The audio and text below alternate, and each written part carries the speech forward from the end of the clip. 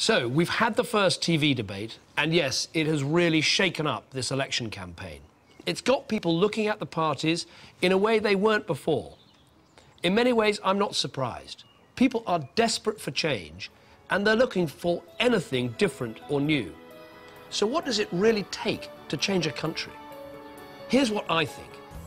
First, I think you've got to have directness. You've got to be prepared to talk to people straight, not just tell people what they want to hear. A couple of hard years are coming, and then we'll get through it and things will be better.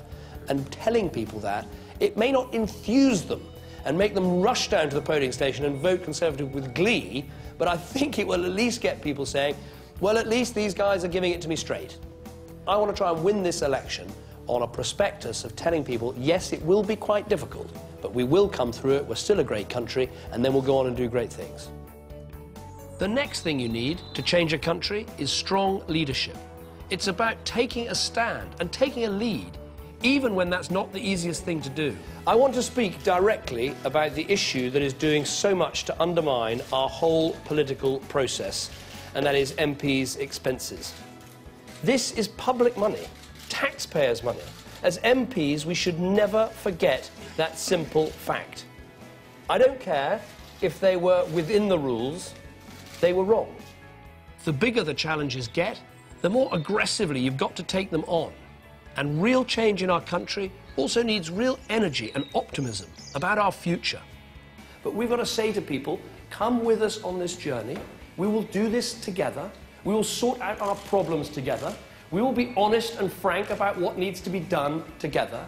And at the end of this, imagine the country that we can create. If passion is what drives change, your values are what will make sure that change actually means something. And it takes strong values to change a country for the better.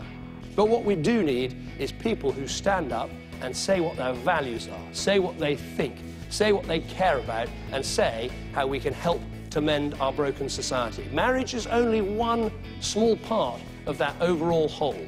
But let's recognise how important families are, how important backing them really is, and how we have produced, I think, the most family-friendly manifesto that any party has ever backed. But perhaps more than anything else, it takes a big idea to change a country, and we have that idea.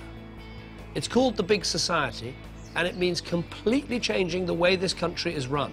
Because I think the politicians have been treating the public like mugs for about 40 years, pretending that actually we, the politicians, have all the answers. Just give us some power, we'll pass another Queen's Speech, we'll pass a few more laws, we'll issue some regulations, we'll spend a bit more money, and it will all get better. And it's a lie. It doesn't work like that. You only really change things if you bring people with you and if they play their part. Does anyone think we're going to crack crime by one more criminal justice bill or one more police officer funded? We're only going to do it when the country comes together, when shopkeepers stop selling alcohol to kids, when we bring up our children properly, when we unleash social enterprises and charities to improve our communities. Glad I got that off my chest. If we want to make this big society happen, we need to give people much, much more power. So we're going to say, be your own boss, choose your own school, own your own home, veto high council tax rises, vote for your police commissioner, sack your MP, save your local post office, see how government spends your money. This is our big idea, smashing apart the old politician knows best system which just doesn't work, and building the big society where we work together to make life better. This is what it takes to change a country, but the only way we're going to get that change is through a clear, decisive result at this election. Any other result would lead to more indecision and more of the old politics. We might even be left stuck with what we've got now.